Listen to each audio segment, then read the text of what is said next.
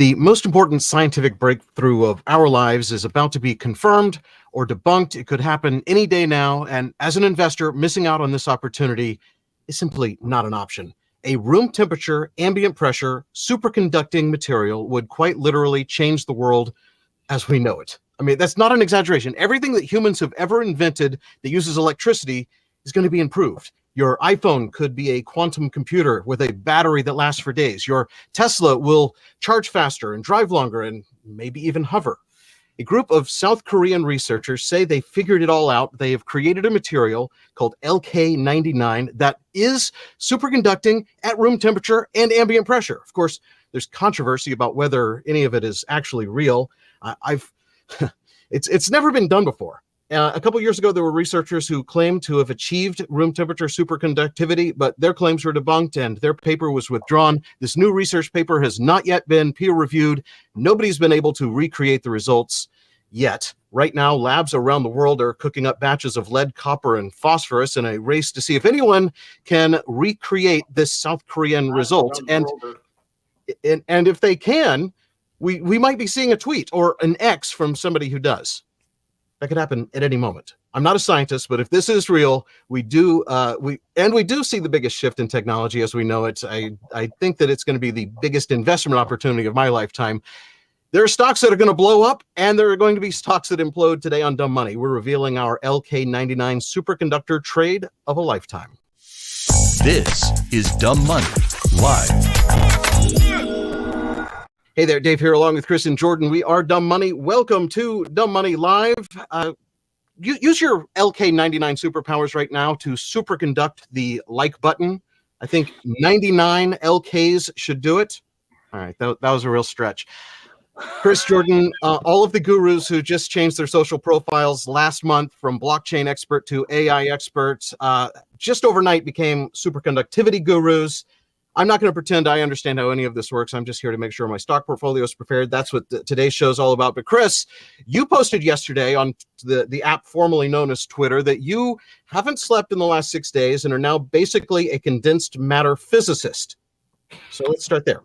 Yeah, that's right, Dave. Which, by the way, one of your stock picks is already up like 50%, which, okay. Is it too late? It's actually up 100. It's actually up 100% since I got in last week. And are you still in it? Yeah. Well, one physicist convinced me to sell the entire position, and then I changed my mind, thank goodness, the next day and got back in. But it cost me about $250,000. Anyway, let's start at the beginning before the stock picks on whether this LK-99 is real or an anomaly or a flat-out hoax. Before that, Dave, something more important. If you're an investor or if you even have an online trading account, and you're not losing sleep at night right now, if you're not skipping work right now to figure out how you can monetize the biggest scientific discovery, perhaps, of our entire lifetime, okay? Like, the biggest, okay? We're talking about the biggest thing since the invention of the transistor. Yeah. If you're not losing sleep... I saw this comment before we went on, asking why we're even talking about this. It's about being prepared. This could be the biggest thing that you've experienced, the biggest quantum leap in computing, in electricity delivery, in everything you know that plugs in. Yeah, if you're not losing sleep over this, if you're not skipping work over this to research investments right now, what are you even doing? All right, just imagine if you went back pre-invention of the internet and you knew that the internet, rather than, kind of being adopted over the course of a decade, was just going to come online over the course of a few years. What would you have done?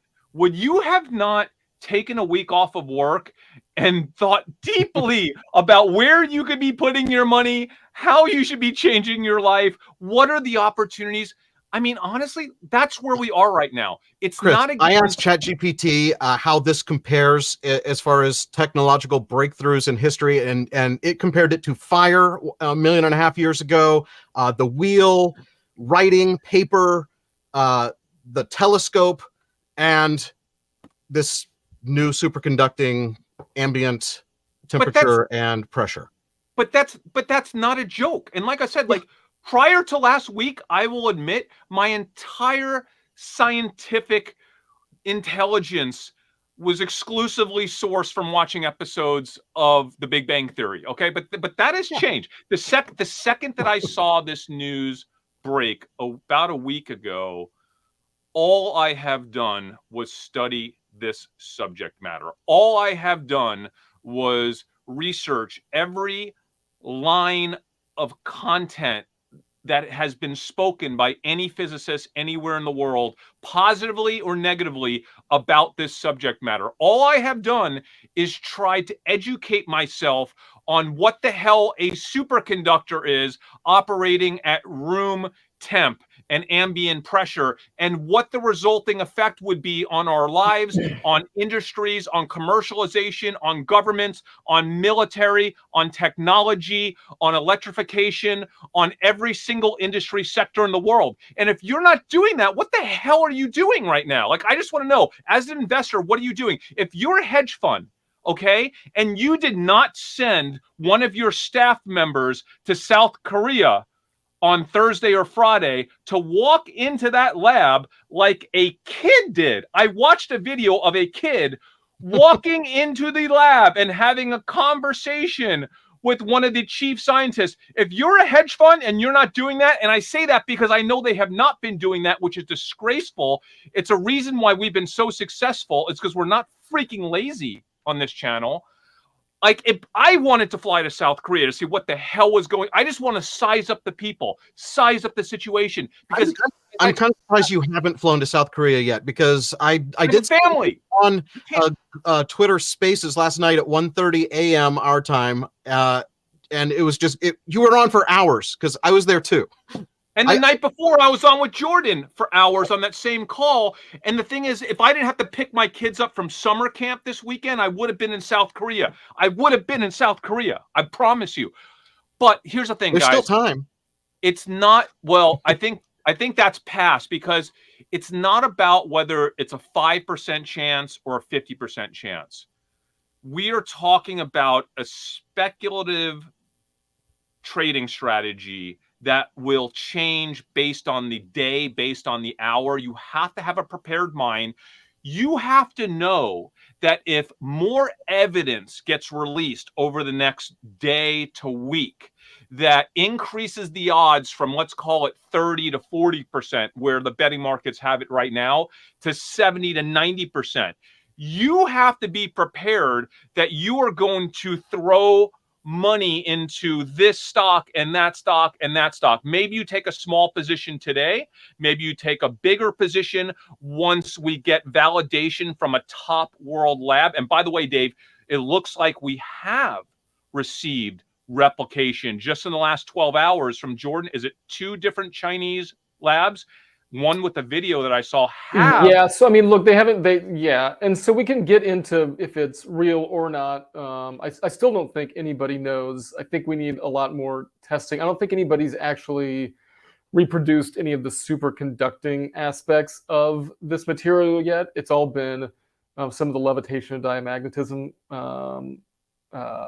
properties of the material. So I think we're early on that, but I think you're right. So Chris and I this weekend spent a good amount of time on the phone just talking about what should be the plan, right? And I think that's having the clear mind, knowing ahead of time, doing your research, so that you know when certain things start to fall into place and you see certain people start to say certain things, that then you can make actions, right? And so it doesn't mean that you need to be all in on a specific stock right now, but you should have, at least I think that I should have some framework in my mind about what I want to buy when I see certain things happen. Jordan, that's exactly correct. And we are all going to have a different approach. We all have different risk tolerance. But you all have to have a plan. Otherwise, you're going to miss out on probably one of the top 2 or 3 or 4 trading opportunities of our lifetime. And I don't care if you're an investor, if you're a physicist watching the show right now, you're capable of doing the same thing. Listen, I'll be straightforward. I made a trade. I made a couple trades. I think it was on Wednesday, right? And yeah, they paid off big. I mean, honestly, just they paid more money than most people make in 10 years, in 4 days, just because I was mentally prepared to make that trade. And I knew that as the likelihood of this discovery becoming more real, didn't have to be proven, but as the likelihood of it becoming more real happened, that I knew this company would probably double and did. We'll get to the trades in a minute.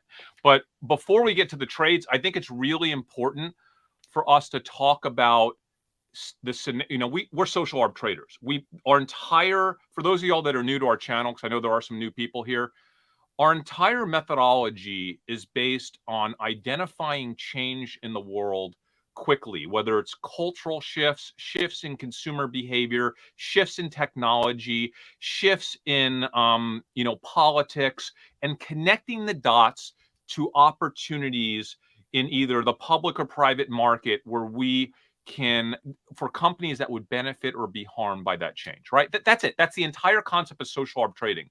And it's what we've been doing for a very long time, really successfully. And it's all that we do. It's not about reading charts. It's not about fundamentals. It's just about connecting dots. So for us, it's really important for us to get an early read. This is why I haven't been sleeping. Like, any bit of information that can get us a little bit of an earlier read on the probability of this happening, any bit of information to help us understand not just what companies will benefit or be harmed, or sectors, but what will other investors think, right? So some of the trades that we're going to talk about today maybe are not optimal trades for a room temp, superconductor, but some of these stocks are the stocks that investors will think are going to benefit.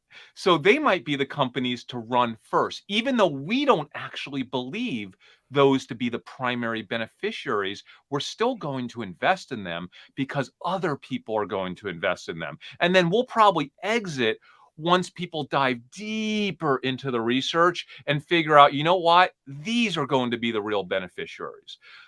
So that's kind of our process. And we'll walk through each of the sectors today that we think investors think are going to benefit, and then what we actually think will benefit most from this pending discovery, which, again, by the way, we've had papers come out in the last, 12 hours that have essentially shown that the science, the chemistry, the physics behind this discovery are theoretically possible now in terms of being superconductive. That came out of Berkeley late last night. We also have a couple what looks like to be replications of this experiment.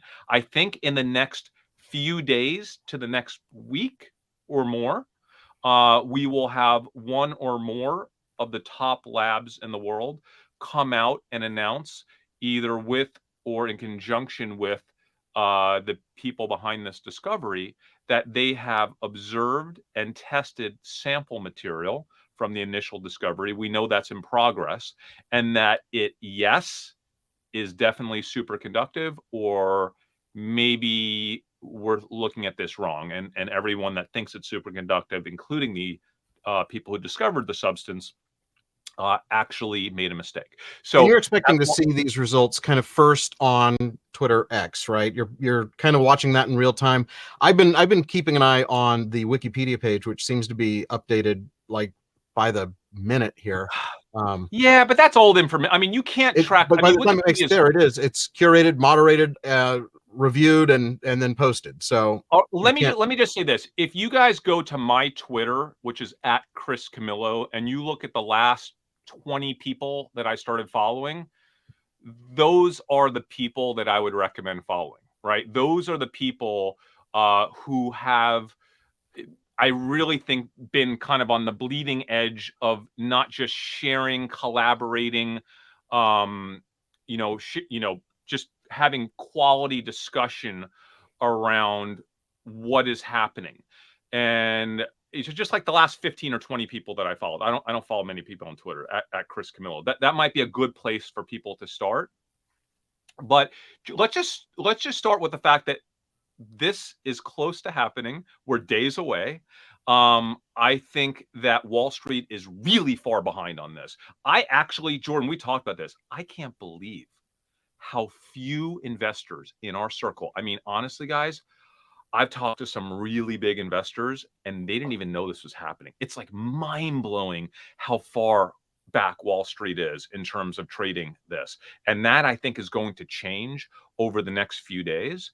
So why don't we start by just talking about, do we want to each talk about who we think will be the primary beneficiary? Do you want to just talk about let's just talk about sectors that we think will be impacted by this, the stocks that we think are interesting within each sector. And then at the end of the show, we can each pick our number one trade for the superconductor, our number one superconductor trade at the end of the show.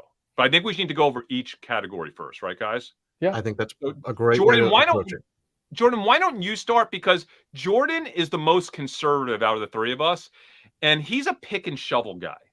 And I know, Jordan, because we've discussed some of these companies, you're all about the picks and shovels, the companies that are going to benefit from providing the tools, the materials, right, in the background, if and when this materializes as a full superconductor technology that is room temp ambient pressure, which, by the way, for those of you that are watching that don't understand the power of that, that basically means the superconductors that we've been trying to develop with that are nitrogen cooled, extraordinarily expensive, complicated.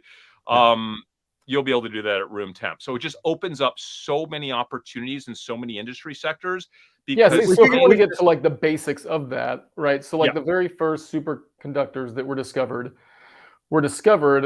under the presence of liquid helium, which is like 4 degrees Kelvin, which is really cold. Later on, I think maybe in the 30s or 40s, they discovered high temperature superconductors that were able to be operated at liquid nitrogen type temperatures of like 77 plus Kelvin.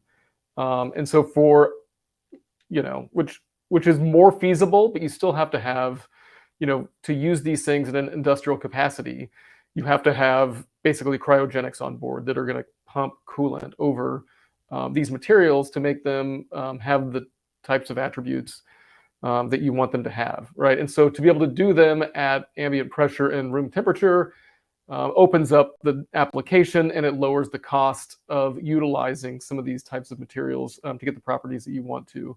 And so, knowing that, it really opens up, what this is going to affect, and it could be a whole lot of things, right? And when you Because say of high these temperature, we're things still have. talking negative 300 plus degrees Fahrenheit. So it's not Yeah. like high temperature is actually High temperature is really anything that cold. we would consider high temperature. Yeah, high temperature is liquid nitrogen, which is very cold, and so that requires a lot of energy. And so any energy savings that you get out of using the material, in the properties you get out of the material, you have to balance out with how much it takes to cool down nitrogen to liquid. And so that's kind of that's the trade-off for using some of these things, and it's still worthwhile in a lot of applications. But this simplifies the engineering if you can use things and not have to have a cryogenic system on board. And so in my mind, this affects all areas of industrials and materials, right? And so just the basics. So if you look at the sectors in the market that you want to look at, just on the basic building block level, it's materials and it's industrials. And so you can look at what's that? Go ahead. Sorry. Yeah, and so for me, the easiest ones to know that we're going to have an effect on are big companies that are in the energy space, that are in the power generation space, that are in the space of creating, motors. I look at companies like GE, Siemens. Oh, I think we have a winner. A test right now. That's a good timing. Jordan, we talked about this. Don't you agree with me that one of the first applications, that we'll see that is mega large, is the energy grid, right? And so I think you said the energy grid. Well, just the ability Yeah, I to think Maybe, yeah. I think so. The energy grid, as far as like transformers, maybe that's a good place to start. Not the entire grid. The you know, if you're talking like power line transmission, no way. They use steel right now for that because it costs so little. Yeah, it's cheap, but we lose a lot of electricity as it goes over Kind of. I distances. mean, so they play with V equals IR, right? So they just crank the voltage up because they know that the resistance is terrible in steel, and so that's why you have high voltage power lines because of the V equals IR equation. But so they can kind of play When with I those say things, but they energy can look grid, at yes. bottlenecks so for me, I think the easiest places are like little self-contained places like motors and generators, right? And so anytime you've got power generation, you could make that more efficient using superconducting material instead of copper windings. Yes, but those touch the grid in a lot of ways. From technologies like American Superconductor, like they're deploying in Chicago, which for those of y'all that don't know American Superconductor, that's the company that doubled over the past week. They actually leverage superconducting to help. They actually only have one major deployment. It's in Chicago, but they're actually utilizing liquid nitrogen cooled semiconducting technology for grid management. But I'm also talking about wind power, right? When you Mhm. think about transformers, motors, there's just so many components, and also the transmission of that electricity that can become dramatically more efficient. Certainly, those are really big industries where a small difference in efficiency Yeah. has a massive, massive impact. Right, and so basically, and so American Semiconductor, AMSC, that we both invested in, they also, I mean, grid management. They also, like you just said, they make generators for wind power, and they are using these high temperature semi superconductors that require having that coolant system on board in order to make these materials operate. And like I said, even though they're doing that, it's still worthwhile, and they're still cutting down on the amount of material that goes into some of these big systems, as well as making the generators more efficient than a traditional generator. But I have a question. They are a super small company. Are they going to be able to scale? Like I saw their most recent earnings was like $100 million in the quarter. Their market cap is it's up a lot now because the stock price is so high. But it's a $470 million company, and that's right. Okay, a tiny Dave, company. we have to say something right now. This is very important. We are not financial advisors. These are the trades that we have made, that we have researched. You guys need to do your own research. We have a Discord community, dumbmoney.tv/Discord. It's free. We don't ever charge any money on this channel for anything. We don't do courses. We do nothing. We never take a penny from our community. There's no way to give us money. But you should go, guys. We need to open up. If any of our mods are watching, please open up a designated channel in a Discord for LK-99 Superconductor for conversation just around these trades. We need to collaborate, share research. We need to poke holes in each other's thesis, and then everybody needs to go off and make their own decisions based on their own financial situation and their tolerance for risk, okay? So do not take this as recommendations to go trade these stocks. Some of them are really risky. They might be fine for me, but terrible for you guys, okay? But by the way, Dave, I think the knock against the company we just spoke about is, would their technology be displaced by this, right? It's possible that this new technology would displace their existing technology, but my thesis is that there are so few companies out there in the world that are proficient and have expertise in superconducting technology, that have validation around their technology and the ability to deploy it to both enterprise and to government and to military. Okay, in this case, they sell to the Navy, they sell to government, they have massive expertise. I believe that a company like that would be ripe for either acquisition or massive fundraising, okay, which I think would come very quickly to accelerate their growth, to adapt their existing technology to this new type of superconductor. Okay, And so they're that's primarily involved in the transmission through cabling that is superconducting, and their cabling would be potentially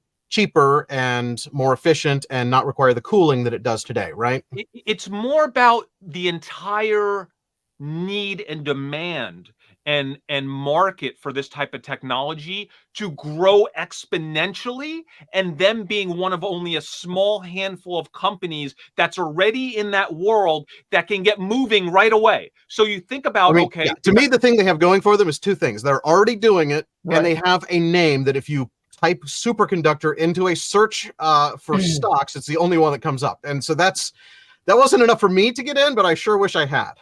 well, they kind of have both benefits. They have the benefit of, yes, this is the stock that if and when this superconductor becomes a thing, is the first stock that people are going to see because it has the name superconductor in its name. But if you actually do the research, I think there is a thesis here that could be wrong. That could totally be wrong. But there's a thesis here that says, you know what? Venture capitalists, on the call last night, we had one of the physicists say that he was getting contacted by VCs asking him, where should we be investing? Who should we be talking to? Okay. This is a public company with massive technology, right? Massive contracts, not massive. They have contracts, okay? They have $100 million technology. They've got quarter. one-off contracts with certain places, like they've got the electricity in. But you know They do why? $400 million a They're year in working with- revenue. They're Right. working with liquid nitrogen superconductors. That's why. Yeah. The To technology me, this is so also a very hard. long-term thing. Their particular thing is very long-term. They aren't going to immediately start laying new cables throughout the world. They're in one little community now. It's going to be slow. It's kind of like when remember when we first started having like fiber and all of these companies like Level 3 popped up to like be the cable delivery mechanism, and that is a pick and shovel business. But is that where you're wanting to invest for the next 10 years? Okay, wait, and can I just say something? Ben Walker says they have contract. Okay, yes. Admittedly, they have a contract with the largest wind driven energy company in India. They do have a contract with Chicago for the energy grid, and they have a contract with the U.S. Navy. I know that's not a lot of contracts, Well, but they're not like the understand leading. this. They're not the leading wind power company. But, No, they just no. happen to do. But my question is, but Jordan, you can't acquire GE, okay? Nobody's going to come acquire GE. No, but GE no one's going to acquire acquire something like Siemens. This is what I'm saying. I made this argument earlier. GE could come in and acquire this if for some reason, they have some technology or licensing or patents that make. But this is all brand new. The new technology is what they're going to need. Their old technology is a throwaway, right? Yeah, it depends on what their patent book looks like and what their and to me, look like. I'm really happy that you two got into this, but with it doing that as a stock chart, are you still in it? Are you hanging on to this one? I haven't sold any. Jordan sold it all. Yep. Jordan's exited. Okay. He Well, exited. I would. So for me, this was this is your first day hype cycle stock, right? And so that's my opinion. I could be wrong. They could go up 5 times from here. They could crash to $8. I don't know. But they have earnings coming out, like it looks like next week. Correct. Are they going to announce on their earnings call, oh, we're so excited about this new technology, we're going to start doing it? Or they have to address it. We have no idea that we're sorry, our stock's up, shareholders that we're looking for a consistent. We do not have anything to announce when it comes to this new superconducting technology. Or just that they're open-minded to whatever comes about, even though the material, even if like I said, I think we should temper reality with what we're thinking about for some of these equities. If the material is good to go, like let's say it's perfect and it will meet everybody's needs, which I don't think necessarily is the case, that it could be 5 to 10 years before anything is ready to use on the industrial level. It could be 2 years, it could be 5, it could be 10. I lean to the 5 to 10, but who knows? Okay. Here's the thing, guys. This is not my first rodeo. We've seen this before. When you have a single company that is the pure play, the pure play, right? That's only valued at a few $100 million in a field where you have much larger companies doing the same thing at a larger scale, like GE and like Siemens, and we'll talk about those guys as well. There's not very many ways for investors to kind of get in on a pure play like this. And could the company get way overhyped? Absolutely. That's kind of the investment thesis, quite honestly. But if you're investing in this company, you better read the last quarterly earnings report so you know what the hell they do. There are actually investors out there, I'm not going to say they're right or wrong, that prior to this whole superconductor thing this last week, thought that they were beautifully positioned with, in fact, their number one customer in Win, their only customer in Win in India, came out with earnings on Saturday and blew out earnings, and I believe announced that they were going to be buying more wind turbines, right? They were going to be doing way more. So it looks like there are people that think the stock should be going up this much before the superconductor news of this week, right? I'm not saying they're right or wrong. All I'm saying is this is a company that's had major issues. Their technology was stolen by China. They acquired a company, I think it might have been last year, that was in contracts that were like losing money. They knew that. They knew they had to work their way through. So they've been working their way through all those old contracts, okay?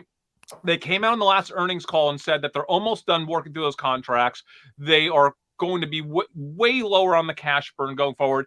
I'm just saying there's a lot of elements here. By the way, we have like 12 companies to talk about. This is just one, so we need to move on. This is just one company. I don't think we should, lock ourselves. Agreed. We're not going to go any deeper on this. It's just one of the 12, okay? And it comes with a lot of risk, but a lot of upside potentially, okay? And I think it's a name that, it was the first company I bought. The first stock I bought. And it's the first one you tweeted about. I see people saying that they wish you had talked about this in Discord, but Well, the thing is, he did. I put it in Discord. And he put it in Discord last week. I think when we decided to put the show together was yesterday, and we didn't know that that this paper would come out last night by who was it? Sinead Griffin, which really kind of set the community on fire about this.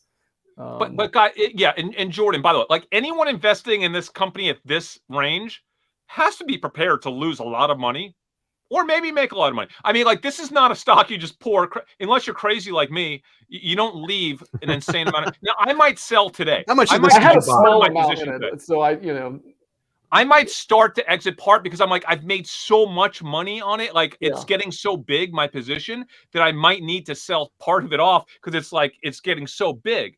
But let's move on, guys, because there are I think there are other interesting trades here we need to discuss.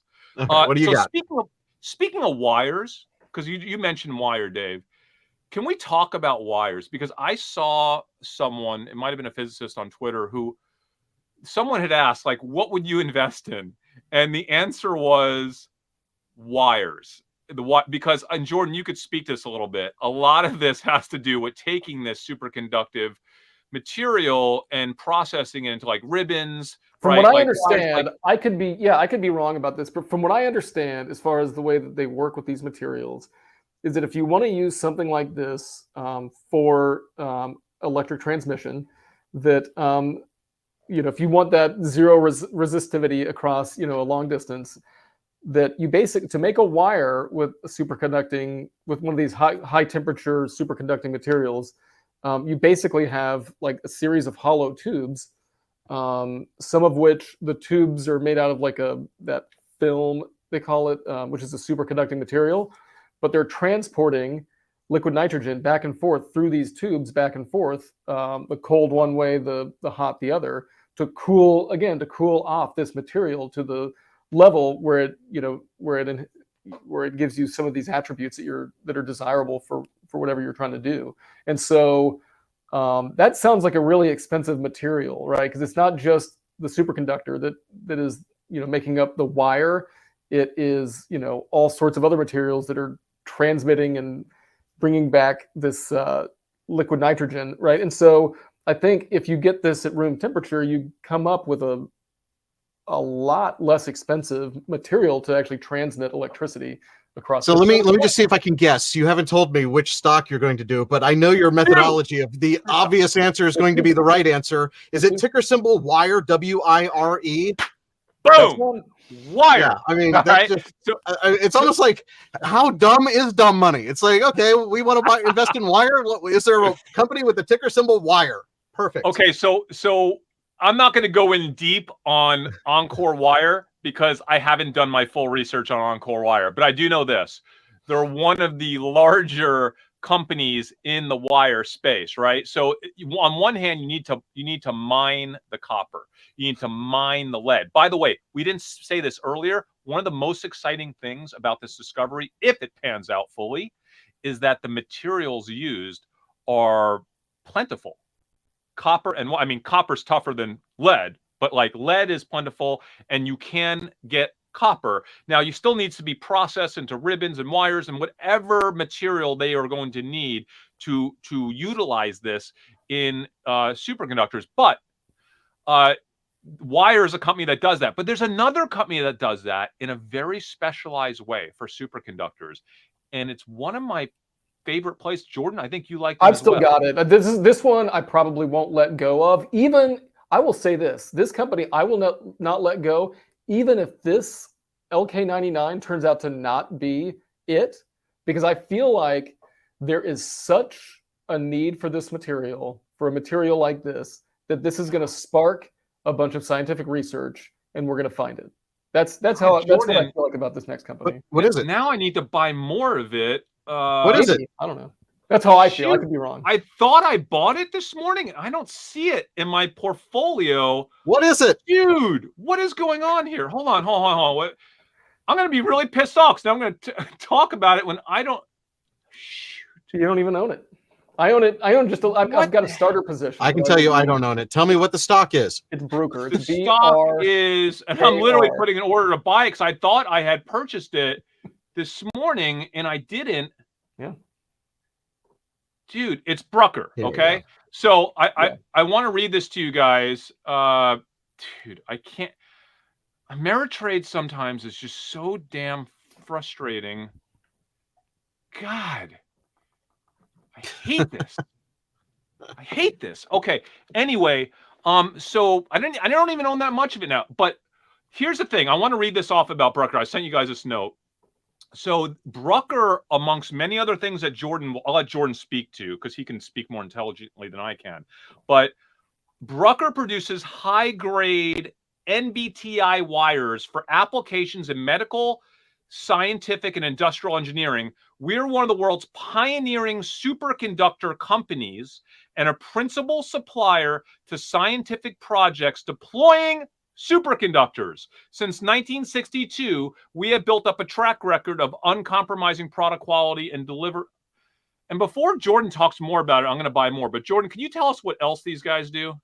They make a bunch of scientific equipment, right? So all the lab stuff, and I can't speak too intelligently about this either, but they make the stuff that the scientists need to figure this stuff out. Don't they also make imaging machines and things that would likely get radically reinvented, which would be a massive refresh cycle, which is something we'll talk about with a couple other companies in a minute, that they would benefit from? Totally, yeah. But like I said, I'm not a scientist. I'm no genius. I don't know exactly how these guys use all these things, but this looks like a good stock to be in. By the way, I want to let people know instruments and analytical solutions for and I want to various say something. industries. So Frank McCready's, I probably butchered that. I'm sorry. He says, guys, we're in white paper phase. Nothing has been commercialized. There is such a huge gap between white paper and real world, and we agree. We agree 100%. Yes, we do. So we are talking about being prepared as we go forward. No. Let me explain to Frank, though. Frank, you're totally right. But the way that the market has always worked, but more than ever today, I've been trading for 30 years, and I have never seen a market that pulls forward opportunities so quickly.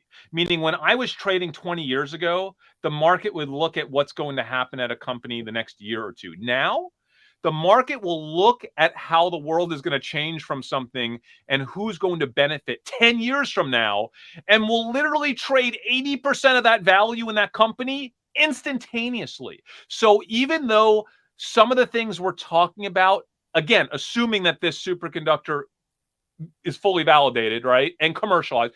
But investors are going to trade the potential very quickly. That's just the way the market has evolved over the last few years. It's honestly, it blows my mind the degree to which people will take on that risk, but it is what it is. And like as traders, we got to get ahead of that. And so I have no issues, especially if it's a company that hasn't run up yet because of this. Like you could make a case that American Superconductor has had a huge, so that if this doesn't pan out, it's going to come right back down. Okay. But for some of the other companies we're discussing, they really had zero run up based on this. Brooker has had no run up, none. So I feel like today, I think, Jordan, would you agree that with a company like this, you kind of get the superconductor aspect for free as like a bonus? Totally. This is a company that, I mean, I think they might be mildly richly valued. I think they're at like a high 20s or low 30s PE or something like that. But they're trading just on their own merit. They have the trading has nothing to do with this phenomenon. So that is key. That is key, which is why I have no issues pouring money in that is speculative on the superconductor component of their future, when I know that investors have placed zero value on that when they were valuing them at this price a week ago. Okay. Correct. That's my impression, is that this does not look like anybody's trading it based, or there probably are people, but it's not affected the price measurably that I can see. So I own them and I own Wire, obviously. I want to address one other comment. LK-99 has its name because it was discovered in 1999, yet only came to the surface now. Does this mean they've been sitting on this technology for 24 years? Yeah, so there's a lot going on here, and there are a ton of Twitter threads that are devoted to this. I think Chris could probably tweet out some of the people that are following kind of the drama and the history of what's happened, but I wouldn't say sitting on. I would say that they've got like a lack of funding, right? And so they've been working on all of this and trying to figure out exactly how to make some of these materials in a consistent manner, which they still can't even do. They've been working on that for a long time. So yeah, the first signal was in 1999. Yeah. They spent many years trying to replicate that signal. And as weird as a Spider-Man movie, or like the invention of penicillin in 2000, I think it was 18, it is when they accidentally, during one of their experiments, saw again the signal and didn't realize what had caused it until I don't know which of the two scientists it was out of South Korea, reviewed the videotape and saw himself hitting his arm, I think on a chair. His like elbow against something and cracked the... Yeah, cracked the tube that held the material that introduced oxygen that ended up crystallizing and I'm not a physicist, obviously. I like to play one on our show, but ended up crystallizing the material and changing the structure so that you now have channels in the structure that are theoretically creating this allowing superconductivity to happen. That is a really terrible way to explain this. But again, it all happened by chance. And then a lot of scientific breakthroughs were done by chance. We have X-rays because of an accidental exposure to radiation. We have insulin. We have all of these. It wouldn't be uncommon for a mistake, but it is a little awkward that this has been around since 1999. It was named for. Could you imagine? I think it came up in the call last night, Dave. If we would spend a tiny bit of what we spend to, slightly evolve cell phone cameras, if we would just take a little bit of that money and give it to these material physicists around the world, could you even imagine we could have had room temp, maybe superconductivity 20 years ago? Or maybe you just don't know that Apple also has a lab in their deep basement where they're working on this. So, I would not be surprised if Apple or Tesla weren't doing their own independent of what is going on. Tesla, maybe. Apple, I think Steve Jobs was totally focused on how he can make the most money from his tech, but yeah, anyway, I think it's an interesting point, but this backstory here is a Netflix movie. I actually, if this thing pans out, I can't wait to see the movie. The narrative is just freaking wild, absolutely wild, of how this all went down in South Korea. And by the way, what's up with the South Korean hate? Like, I've been studying, like, people in South Korea were the most dubious of their own discovery team because they were like, nothing happened in South Korea. Nobody believes that something like this could come out of South Korea. I've heard that actually some of this comes from that when they showed up at this materials conference, they presented in Korean instead of English, and that was like maybe disrespectful to the guests or something. I don't know. I don't really understand culturally what that means or doesn't mean, but yeah, I've heard the same thing. Also, I want to address a comment. We've got Ranjit says, how do we know that these stocks will benefit since they are not clearly the patent holders and a lot of other companies can come in if this patent, we don't know. So that's the whole thing. We do not know. So that this is not financial advice. We're not saying any of these companies are going to benefit. This is all our speculation and it's our thought exercise. But Jordan, no, as investors, you need to have a thesis. And our thesis is that historically, when things like this happen, that the way to monetize it best is for the patent holders not to say, we're going to sell this technology just to one company in China or America. It's to say, hey, we're going to license it to the world, to GE, to Siemens, to Tesla, to literally every company in the world, and we are going to get a royalty. That's how you make the most amount of money. So we're making an assumption. These guys are in the material science business. These guys are not in the making generators and motors and wires and MRI equipment. They're not in that business. That's exactly correct. So we are just going to make an assumption that they will follow the same path that almost everybody has taken when they've had a discovery like this, right? And so they would make the most money from licensing and royalties off the patent, right, off the IP, and allow the world to fight with each other over who can do the coolest stuff with it and do the most applications. And we're just trying to figure out what those applications. We're just sharing our thought process, and we're not recommending these companies. We're not saying you should or should not buy anything. That is your own decision. We're just telling you what we're doing. And yeah, we're not recommending anything here at all. This is just our thought process. This is what we have decided to invest in. Okay, so let's move on. Those are two interesting companies, but when we're talking about just so you know, we're now 47 minutes into the show, and I think we've talked about 3 stocks. I don't care. This is too important. This again, this is almost as important as when we saw the remember coronavirus back in February of 2020, and we were the only YouTubers back then. We were the only YouTubers talking about coronavirus and how to trade it. And for those of y'all that study our history, you'll know exactly what happened. It led to the most epic year of trading in the history of any retail trading group. We were way ahead of that, and I think maybe we're way ahead of this. So here's the thing, guys.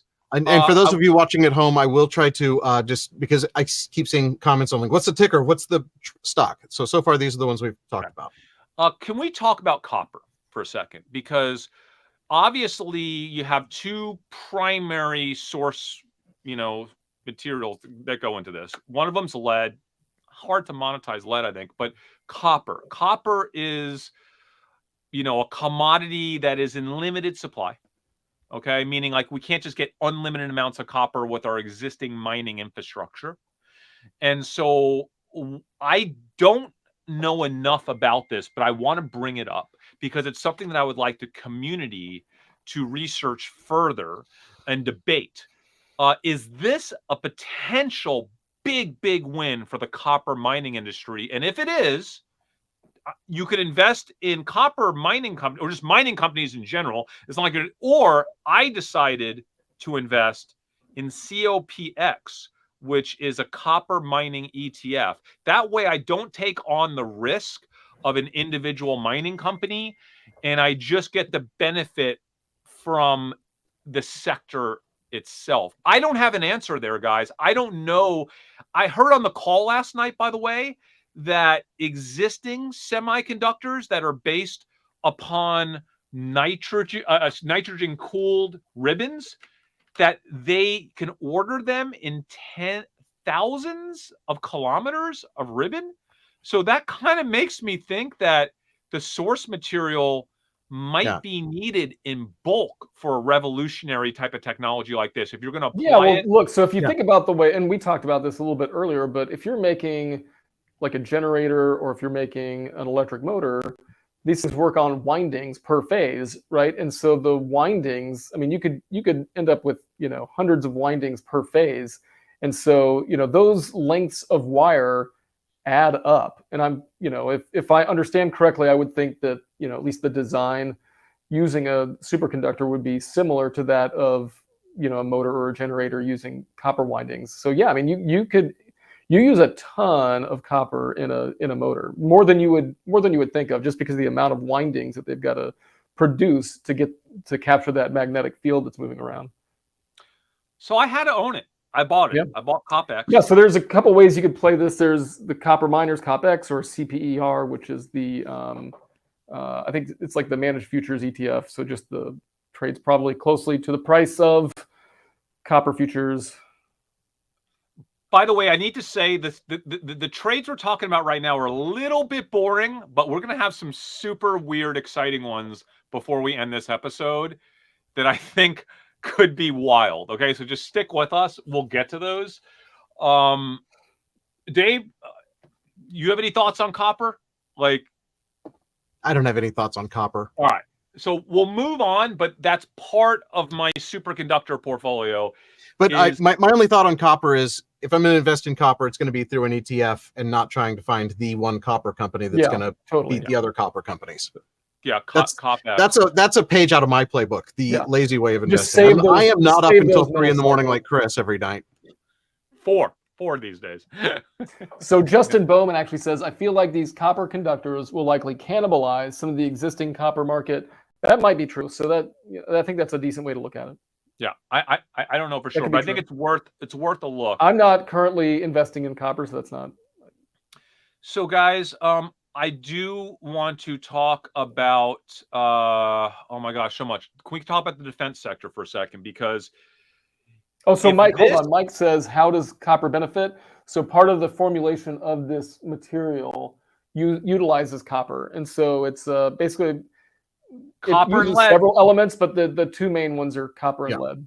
And that's why some scientists are like super excited, is because it's not a special material that's very rare and hard to find. It's some real common things that you just have to cook just the right way for them to have the superconductivity property. And they haven't been able to duplicate it. So we'll see. We'll see. So can we talk about, while we're on the boring stuff, before we get to more exciting, let's talk about defense industry. It's a huge industry. And there are so many elements of the defense industry, I think, that could touch this space. And we're not going to get into all of them right now. But Jordan, would you agree that this could potentially lead to a revolutionary overhaul of the defense industry, and from the military to weapon technology? I mean, there's just so much there, right? Yeah, think about the possibility. And look, I take a lot of my ideas. I think if you're looking for, just a way to think about these ideas, I think Chris, you found him too, a guy named Andrew Cote, Cody or Cott, Andrew Cott. I'm definitely pronouncing that wrong one of those 3 times. But he's got a thread. He's worked with superconductors for a long time, and he kind of breaks down the different industries that could be affected by this, right? And so as far as transportation goes, he puts out that electric aircraft, this could make electric aircraft a possibility. And to where right now it's not really feasible. I mean, they make some electric aircraft, but they're not, you're not going to have a jetliner with using electricity right now because of the energy density issue.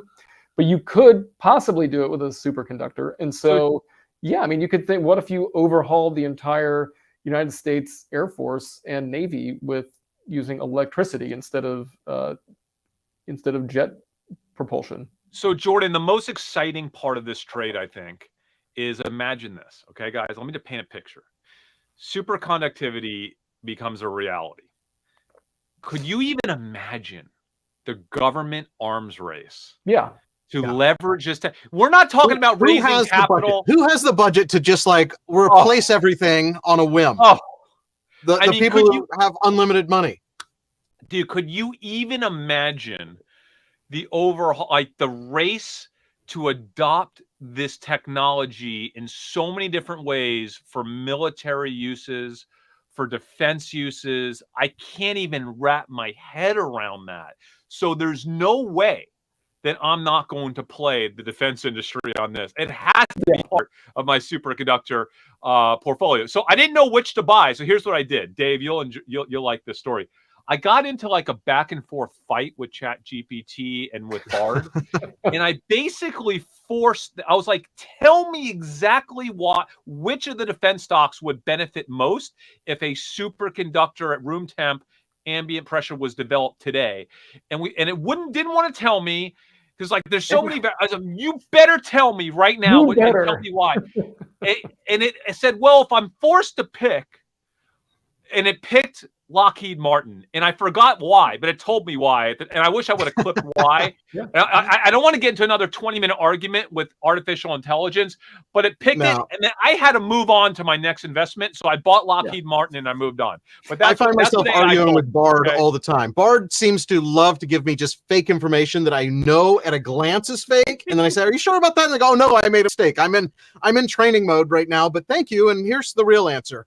And then there's something else wrong on the page. So I'm sure you could find defense ETFs if you wanted to just, diversify. Probably also, but I just think, guys, it's amazing. I love the concept of governments being in an arm race, spending insane amounts of money because nobody wants to be left behind.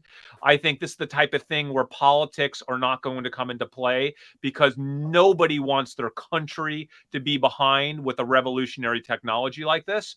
And they're going to win. You can't go wrong with $100 billion Lockheed Martin. It's a good safe defense play. Well, don't say the word safe on this show, but it's a viable. It's another company that whatever it's been doing with its stock price has nothing to do with superconductors. Yeah, I think that Lockheed will be the same company with or without. But if this thing were to actually be a thing, I think. If we find that this isn't fake technology, if it's real technology, I think it would benefit Lockheed. Yeah, but if it turns out to be nothing, I just sell. Stock price will have whatever it does will have nothing to do with that news coming out. Yeah, and I'm just going to sell, right? And hopefully, I've never been a Lockheed investor to begin with, but I mean their stock chart doesn't look bad. Yeah. Okay, I want to start getting into one of my favorites here. Two of my favorites. And Jordan, I think you agree with me because we've spoke extensively about this. If you start talking about superconductors, minus American Superconductor, which is a small cap, highly speculative, risky, but huge top end. I mean, I can't even find a company that is more engaged in every component of what they do, kind of touches this space, including superconductors themselves, than GE. I mean, GE is just, when it comes to electrical transmission, I mean, just like, I'm not even going to get into it, guys, but like they have been trying to develop their own higher temp superconductors. Like they are deep in the space. They touch a bunch of places. They touch electric motors. They touch, turbines, right? So they touch generators. They touch medical imaging. But I don't know. Medical imaging. No, they spun off that division, Dave. No, that's right. I think they spun off that division, but it doesn't even matter. So I don't know if they own a piece of GEHC is now their healthcare, GE Healthcare. But that's, if you're talking about rebuilding the world under this new technology, electrification, how it gets transmitted, how it gets generated, and to some extent how it gets stored, right? And by the way, one of the coolest, I think, applications for this type of superconductor is the concept of this energy loop where you could theoretically have energy circulating in the air, kind of like Wi-Fi, right? In contained areas. Yeah, I don't know about that, but the way that you have a superconductor battery is you have like a loop of the superconducting material, And as you apply current, since there's no resistance, it just the current just keeps moving around, and it doesn't lose any of the current over time. Well, correct. And when you talk about wind turbines, GE, I mean, like, I mean, a real big player in the turbine industry, right? GE, like, it's just, man, there's just so many applications. I have to own GE here. I just have to own them. And again, they really haven't moved aviation, on healthcare, renewable energy, power. They do military airplane engines, digital solutions, patient monitoring, like anything. I mean, the whole theory of anything that plugs in is going to benefit. A lot of GE's shit plugs in. Totally. Done. I'm totally. Same type of investment, but different. Siemens. You can't say Siemens without saying superconductor or things where a superconductor would revolutionize what they do, right? So, like, Siemens had an energy spinoff recently too. I think that was just mentioned by somebody. So I'm not sure which to jump into, but I like Siemens for a variety of reasons, not just superconductors. Can I read you a headline from 2014? This is just totally random. This is 2014. Siemens to use superconductors in building the power grid of the future in Augsburg. Okay. But like, I want to read that headline because it was 10 years ago talking about building the power grid of the future utilizing superconductors. Okay. Which we know is really difficult when you're having to deal with liquid nitrogen. Okay. Now think about how the power grid of the future would come to today now if we had room temp superconductors. And who would those players be? The company that was talking about it in 2014? Probably. All right. So I think Siemens is a company that I have to own. They have a lot of different divisions. It gets a little complex when you're investing in Siemens through the ADRs. I don't want to make recommendations. Go off and do your own homework, guys. Yeah. Debate it in Discord. Figure out what is the best way to invest in Siemens if you guys think that's a good investment. Like, it took me that long to even find a stock chart because of the ADR situation there. It's tough, but man, is it super interesting. It has to be a name that you are thinking about, that you are trying to do research on if this thing becomes a reality, right? Yeah. It has to be. For me at least. Okay, so one other boring one that you cannot talk about superconductors without thinking of this company. My problem with this company is they're pretty diversified and all kinds of stuff, but IBM, man, IBM is like not just superconductors, but IBM is going to bridge us to a more interesting, highly speculative conversation that we're going to have in a second about supercomputers, quantum computers, okay? But in the world of quantum computers, IBM is like, they're the king, okay? So IBM is, I think, I'm not going to have an hour-long conversation about quantum computers, but IBM is like leading the charge to the pinnacle of quantum computing that's supposed to arrive in 2027. And let's just say a lot of that intersects with the world of superconductors. And people seem to think that if this is real, this will certainly accelerate quantum computing. And IBM has to be the first name that you think about in quantum computing that has the resources, the money, the expertise, and already the bleeding edge in terms of where they are in this arms race of quantum computing to take advantage of this. So I don't own IBM, I don't think, but I think I'm going to buy it today. Like, I'm not in a rush because, like you said, Jordan, these things haven't really moved yet on this news. So, like, I don't have to, like, own it right this second. I think that's the biggest thing you got to think about with all these things is timing. So just because we like them or you like them, right now might not be the right time to buy them. But it's all about being prepared. And what do you think would need to happen for you to think? Part of that is, Jordan, you're taking on market risk if you go all in on this stuff today. Right. it could be a week of market risk. But what if the market comes down 5% this week, 8%? You just got screwed because you took on that market risk when the superconductor hadn't even been fully validated yet, right? So you have to, every investor has to make that decision for themselves. Yeah.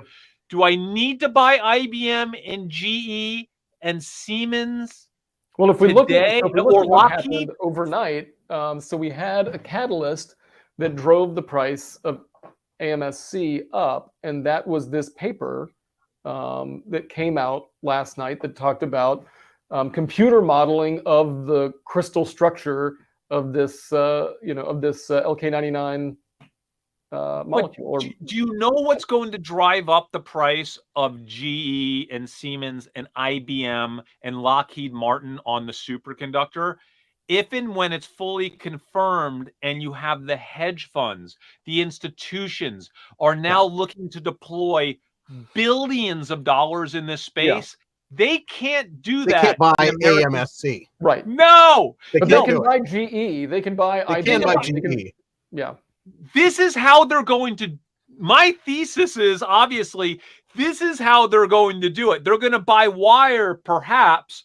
They're going to buy Brucker, perhaps. They're going to GE and Siemens, and like these mega caps could see a real lift if and when institutions decide that the breakthrough is confirmed and they need to start thinking about big investments that they don't want to get left out on.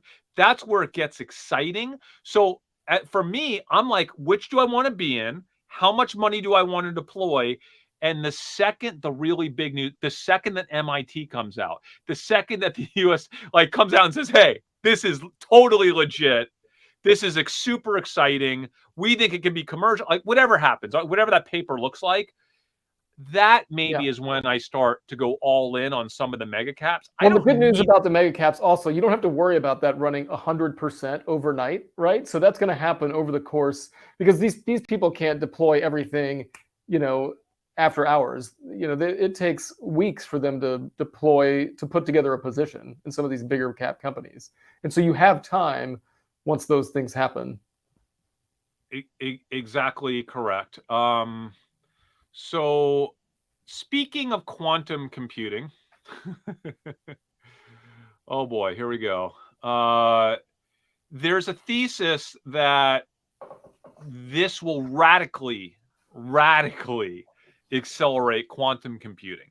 And we have had a handful of publicly traded quantum computing companies that are all down a lot because they raised money in the last couple of years and people got overhyped during the pandemic on quantum computing, and maybe they're not generating revenue as quickly as they anticipated, and now these stocks are down. Some of them are low on cash, but here we are with potentially this big breakthrough, right? With superconductors. Could this be the thing that drives all of a sudden massive hope again with these quantum computing micro caps and small caps, and where the retail, because a lot of these are retail investors. These are stocks that the retail investors were like, I'm going to make 20x on this, 30, 40x on this, and it didn't pan out.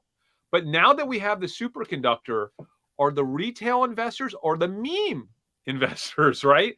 Are they going to pour it back into these things? Here's the thing, guys. I'm not going to say that they're legit. I'm not going to say anything like that. I wanted to own a little bit of each of them, just in case. Because these are the ones that people just get stupid with. They get stupid with them, right? And by the way, I say stupid. They might be making good investment decisions, because ultimately there's only a few of these quantum computing companies that are independent, that are pure plays, that if somebody wants to get in that game, they might just acquire them. Or if private equity or wants to take them out, or if people just want to push massive money in them and compete in this new arms race of quantum computing, because now with the technology becoming more democratized, right? And the price to play in this game becoming a lot cheaper, maybe it's like a new day for these companies. So I think we should just kind of like talk about who they are, and with a huge warning that you guys go out and do your research and figure out what you want to do. I bought a little piece of each of them just in case, and I'm fully prepared to lose my money on them. So the tickers are QUBT, QBTS, and RGTI. And there is another that is IONQ that people say wouldn't really benefit as much from this type of superconductor, because there are different types of quantum computing. And the last thing I want to do is come off like an expert on quantum computing, because I know I'm not. Jordan, you maybe are.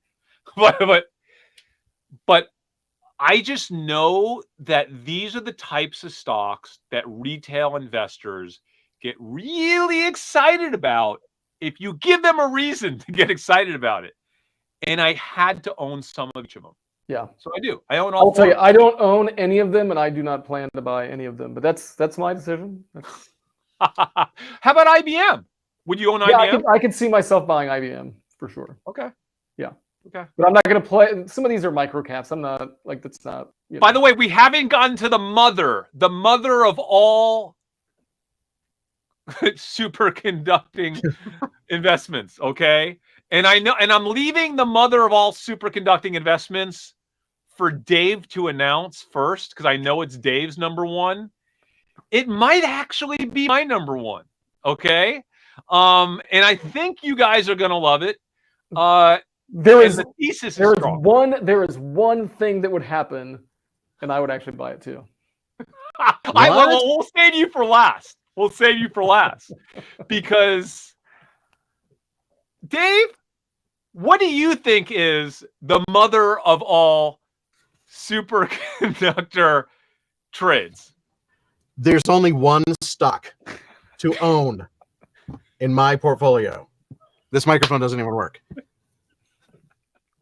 It's not just because of this new potential technology, but it's the company that I love and that I can't imagine selling unless something dramatically changes. Obviously, I'm talking about TSLA, Tesla company of the world. I don't know what their actual name is. Tesla. It has to be Tesla, because they are the energy company. They're going to benefit from the vehicles. They could have a whole new class of vehicles. They could make levitating trains. Elon is the type of leader who could just say, you know what? I really like this. Somebody replicated that. I'm buying that laboratory, and I'm going to just start building a yellow brick road of levitation through my boring tunnels. I mean, 14,000 mile per hour hyperloop is what.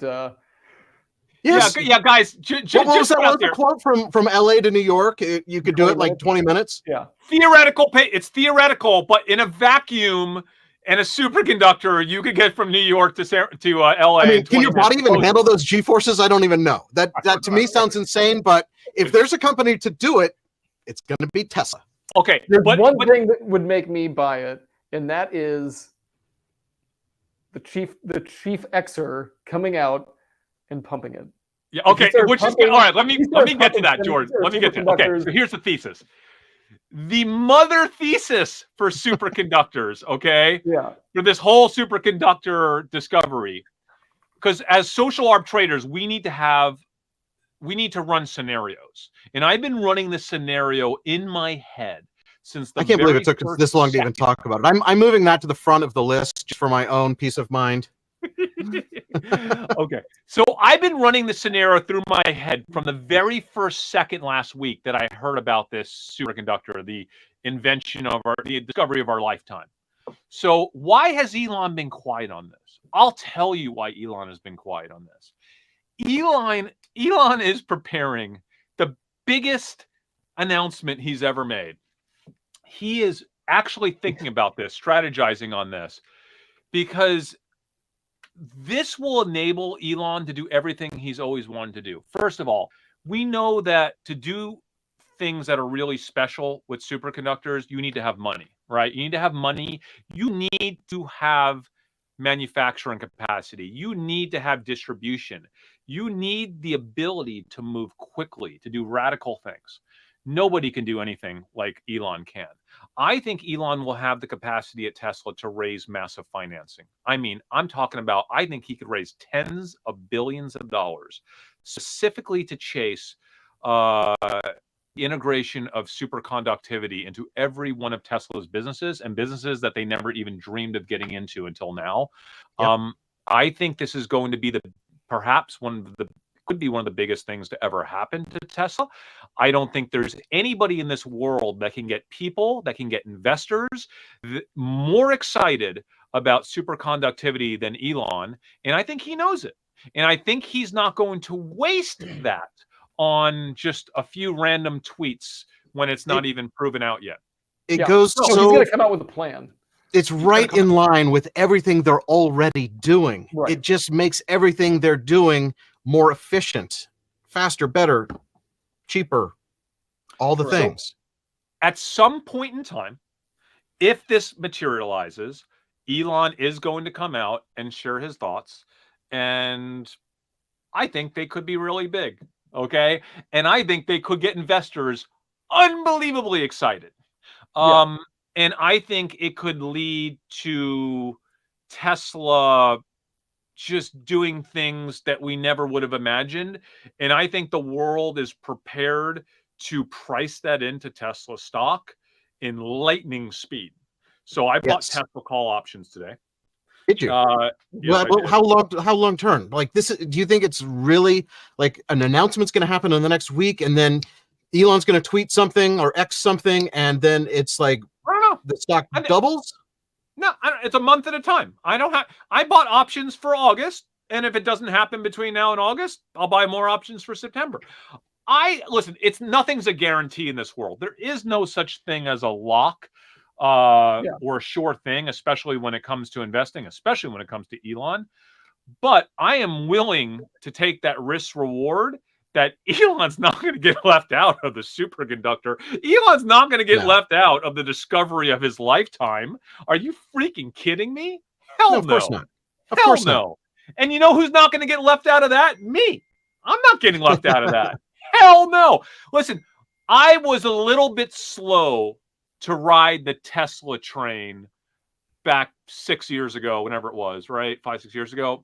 I'm not missing it this time. I mean, you know, I've allocated 4 to 5. We have a new investor. No. I've been in Tesla. You know that Tesla is about 5% of my portfolio, and it probably would remain 5% of my portfolio in perpetuity, I would imagine. But this is different. This is special. This is something that has potential to really get people excited. And who gets more excited than Tesla investors? Nobody. Now, Jordan said there's one thing that could happen that would make him a Tesla investor after dragging his feet on this for so long, waiting for it to go to like some ridiculously low level. What is it? What is the one thing for you, Jordan? He said so two things have to happen. One is that it has to be true, right? So we have to get confirmation on, I tell you what, if we get confirmation, then I will just assume that the next thing is going to happen. So that's it. That's all it takes.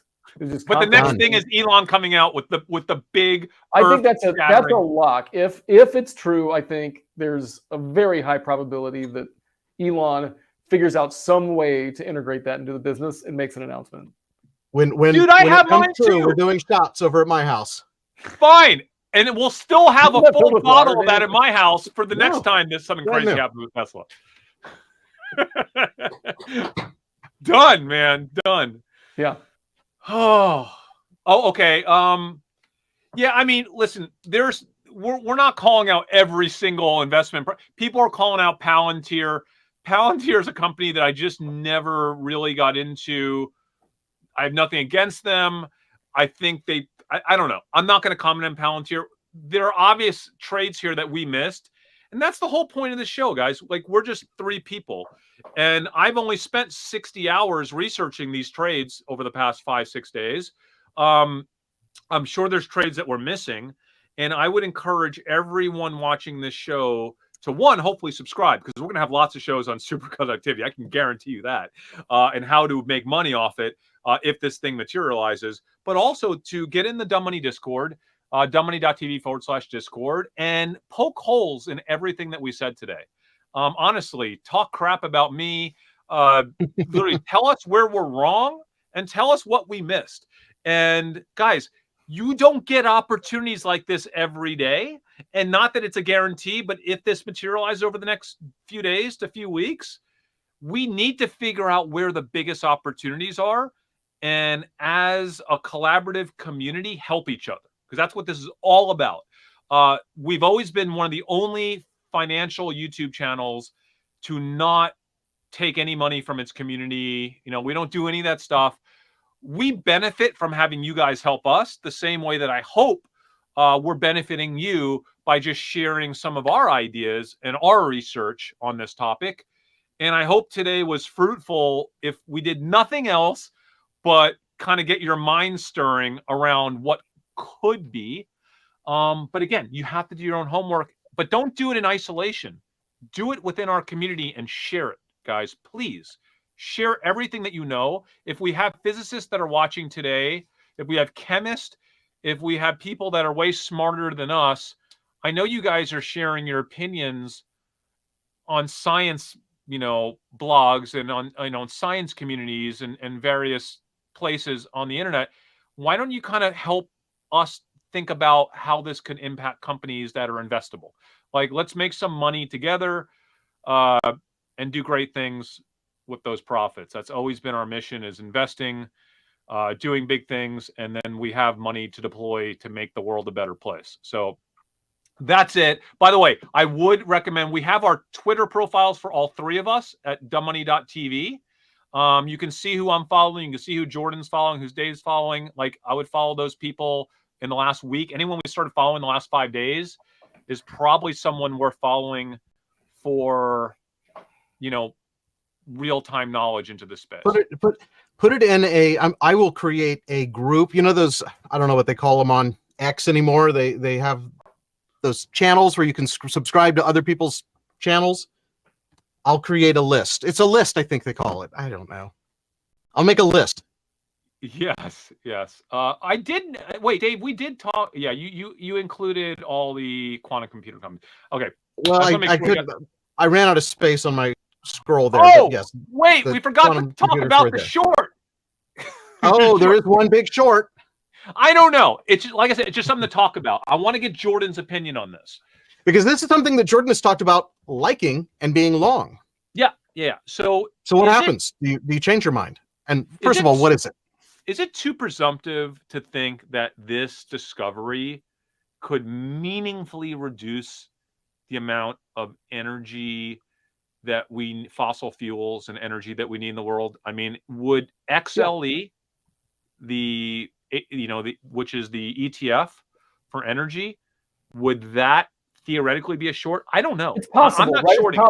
It's complicated, right? So you're seeing the XLE go up right now, not necessarily because consumption is increasing, but because supply is decreasing, which is driving up the price of oil. And so it's complicated, right? So if this is true, and then OPEC sees that this is a threat to oil prices, maybe they cut again. I don't know. I don't know if it's a good call yet or not, but it's something to think about.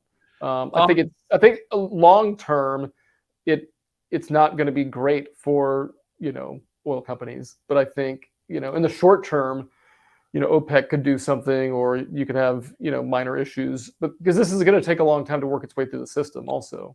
Jordan, that brings up something really important, which is, even when you're right about something that has a major impact on a company or a sector, or in this case, an entire industry, there are always other factors that come into play that might be equal to more important than the thing you're trading.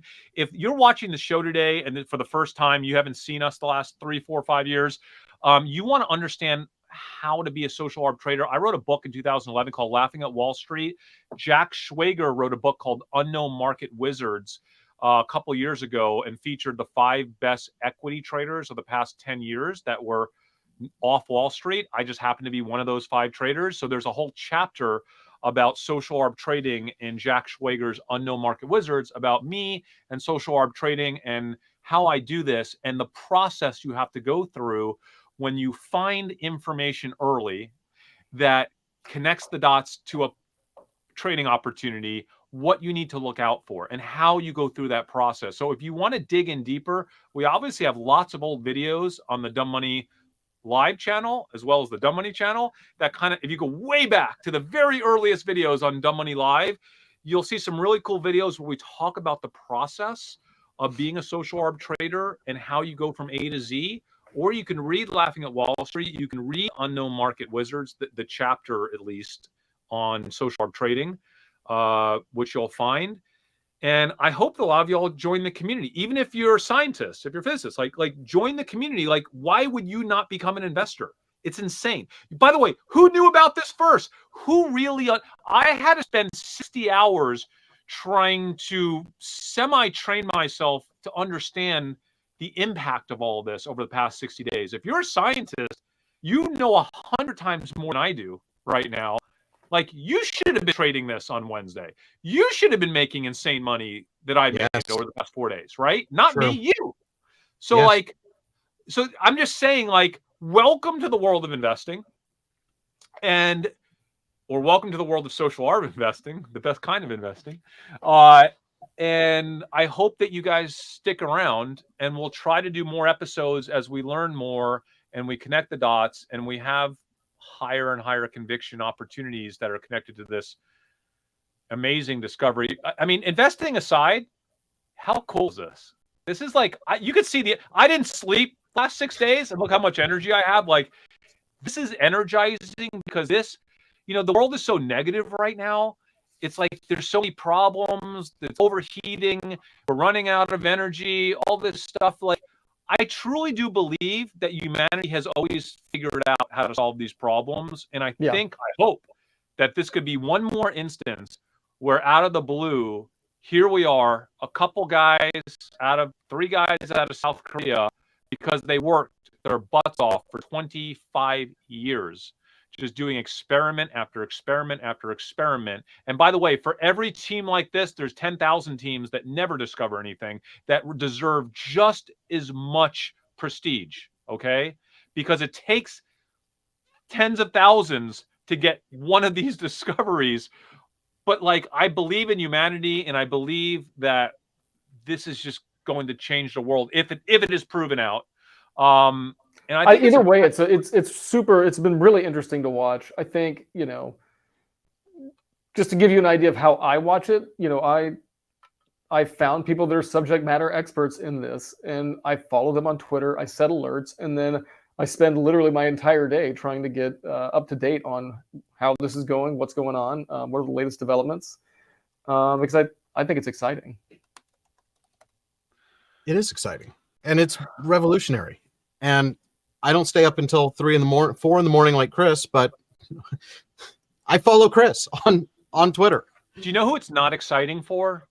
My wife and kids. Because, like, it was bad enough when I forced them to watch Big Bang Theory with me for like 6 years. And now that I'm starting to act like one of the characters on the show, super annoys them. And they just don't want to hear any more about this. So I'm sorry we had a big, long show, but like, I can't even talk about this stuff in my house right now because they think I'm being ridiculous. So you kind of are. When I ran into you at lunch the other day, and it was just like you were all over this. I know, but man, it's exciting, dude. Like, it's this. I mean, investing aside, I'm excited about the investing piece of it, obviously. But Dave, let's be honest. When we were hanging out at age 14.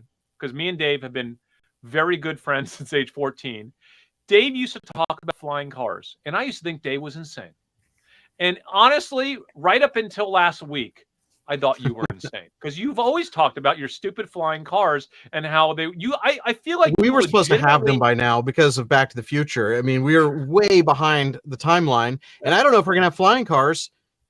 There's several people working on an actual flying, like Archer, those, but.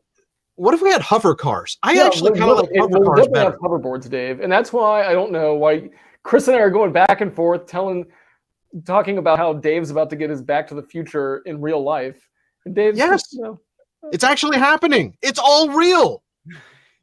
For the first time, I don't think you're crazy, Dave. Just to recap, the number one pick that I think all of us agree on. I know it's my number one, but it's Tesla. So if you just tuned in late and missed the number one pick, or you watched the beginning and fast forwarded to the end, that's my pick. I think for me, it's also going to be Tesla, then probably GE. It's such a boring company. I can't believe Chris Camello is excited about investing in General Electric. I'm not excited about it. I think so. This is, and I meant to say this, but I think, what you could be seeing, because over the past, 25, 30 years, all the excitement has been in high tech. It's been in, it's been in software. It's been in computers. It's been in chips. And what if this is the discovery that leads to this kind of next phase could be all about material science, right? Industrial and material science are the next big innovations, and that it's possible. And it's something that has been being worked on for decades, and it seems like we were right on the verge of somebody actually figuring it out. And even if this South Korea thing isn't working, what if somebody else, just because they're now focused on it again, starts working on it and is mixing? Oh, well, what if I try a little bit of extra oxygen? What if I try do this in a carbon dioxide vacuum? Like, there's going to be somebody who figures this out. And why we don't have ChatGPT doing nothing but trying to figure out combinations of things to like make the next material science. So Jordan has the answer to that question, actually, because it's harder than you think. I know. The level of supercomputing that would be required, to do that. I mean, you would think it'd be easy, but thank goodness. Once we have superconducting materials that we can run computers without heat, then we'll be able to solve the problem again. So it's like a self-fulfilling prophecy. Once we figure it out, we'll be able to figure it out again really easily. Kind of like everything. Once we figured out transistors, we could do that again really easily. Yes, we need quantum computing. Probability space is way too large to do anything like that, just with every single possibility. But the hope is that you get something like this. Let's say maybe it has some of the proper properties, but not all of them or something, and you can use this as a starting space. I don't know. They have the beginning of a recipe. Even if this doesn't work, they kind of saw something. They saw their scrap float. So maybe we just tweak that as our starting point. Yeah. I just think we're going to see it in our lifetimes. I would imagine. And is it next week? Is it next month? Is it 20 years from now? Yeah. And guys, honestly, I know, like I said, a lot of people are watching us thinking, who the hell are these guys that are acting like idiots? We are kind of idiots. We're called Dumb Money, but the channel's called Dumb Money, not because we're dumb. It's called Dumb Money because dumb money for decades is what Wall Street has called ordinary people. And we wear that, name, like a badge of honor. Because quite honestly, for those of y'all that want to do your research on us, on me, my track record, there are very few individuals in the last 50 years that have performed like we have performed that can match my, investing track record on or off Wall Street. So, we joke, but do your research on us if you're like, who the hell are these guys? And it's not hard to do. And we hope that you all join the community because a bigger community means more intelligence, more collaboration. I would love to get more really smart people with diverse opinions that are poking holes in our thesis, that are surfacing new ideas, that are helping us vet our investments and cross-research them as a collaborative community inside of our Discord, because then we all benefit, right? So that's what this is all about. This is about us versus the smart money.